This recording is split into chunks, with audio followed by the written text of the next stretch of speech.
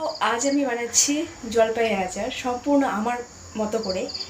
So don't জাজ me. হ্যাঁ, কী লাগে না লাগে আমি ঠিক জানি না, আমার কাছে যা যা আছে, যা যা আমি পারি সেভাবেই করবো। আর মা তো আছে দেখিয়ে দেওয়ার জন্য। এদিকে অলরেডি আমাদের জলপাই সেদ্ধ হয়ে গেছে। আর জলপাই এরকম কালার হওয়ার কারণ এগুলো রোদে দেওয়া ছিল যাতে অনেকটা দিন স্টে করে। আর মশলা হিসেবে নিয়েছি অল্প পাঁচফোড়ন আর শুকনো লঙ্কা। আর মশলাটার স্মেলটা বেটার করার জন্য এগুলোকে ভেজে নিয়েছি। তারপর আবার অল্প পাঁচফোড়ন আর শুকনো লঙ্কা তেলে ফোড়ন দিয়ে সেটার মধ্যে হালকা জল ঢেলে তার মধ্যে দিয়ে দিলাম গুড়গুলো। আর এটা হতে হতে আমি মশলাটাকেও গ্রাইন্ড করে নিয়েছি।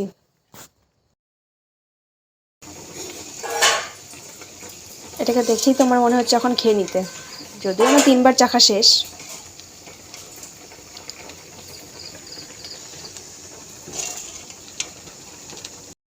অলমোস্ট হয়ে গেছে, এখন শুধু এই গ্রাইন্ড করা মশলাটা দিয়ে নামিয়ে নিলেই আমাদের আচার কমপ্লিট। অ্যান্ড এই যে আচারের ফাইনাল লুক, এটা বয়ামে ট্রান্সফারও হয়ে গেছে।